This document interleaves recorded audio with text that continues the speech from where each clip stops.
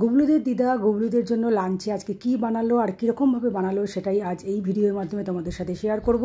রাধে রাধে বন্ধুরা, চলে এসেছি ইন্ডিয়া মণিপুর থেকে গুবলুর পরিবারের আর একটা নতুন ভিডিও নিয়ে। কি করছো গো এখানে? তোমার গপুর খাবার হচ্ছে, আবার কি করবো বলো? গপুর জন্য আজকে কি খাবার তৈরি হচ্ছে? গপুর জন্য কদিন তো ডালিয়া খাচ্ছে, আজকে একটুখানি গোলা রুটি, আলু পটল ভাজা আর মিষ্টি, আজকে গপুর খাবার। গোড়া রুটি খুব টেস্টি হয়, খুব ভালো লাগে খেতে। এটা এই ছড়ানোটা না আমাকে শিখতে হবে। আমার গোড়া রুটি খেতে ভালো লাগে কিন্তু আমি করতে পারি না। করছো? ওটা তো হয়ে গেছে করা। তো তুমি এইটা কি কি করে তৈরি করলে? কি কি দিয়েছো এর মধ্যে? এটাতে হচ্ছে তো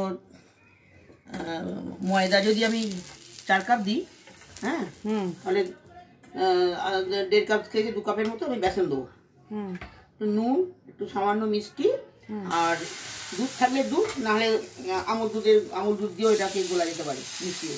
আচ্ছা, সব একসাথে মিশিয়ে নিয়ে যদি লিকুইড দুধ থাকে কারণ লিকুইড দুধ দিয়েও করতে পারি।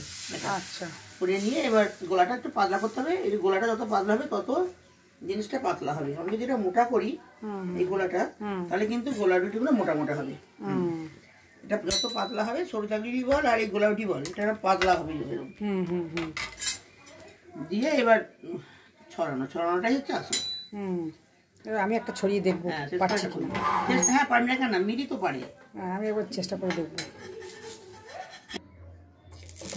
এবার ছড়ানোটা আমি করি, দেখি পারি কিনা, চেষ্টা করে।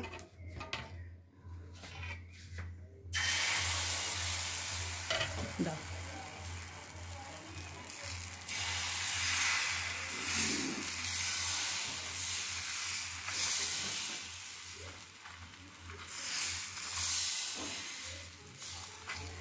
হলো না গো? ভালো কেমন হলো? হলো না, মোটা হয়ে গেল। মোটা হয়ে গেল তো, আর একটু পাতলা হতো, আর একটু টানতে হতো। 2-1 বার টানতে হবে। হয়ে যাবে। এইদিকে বসে পারবি? উল্টো হচ্ছে তো। হ্যাঁ হ্যাঁ হ্যাঁ, এইদিকে বসে পারবি।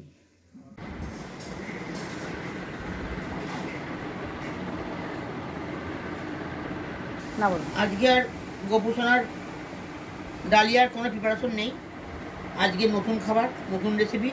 হ্যাঁ, আজকে গপু সোনার খুব ভালো লাগবে গরমেতে ঠান্ডা ঠান্ডা খাবার। চলো চলো চলো।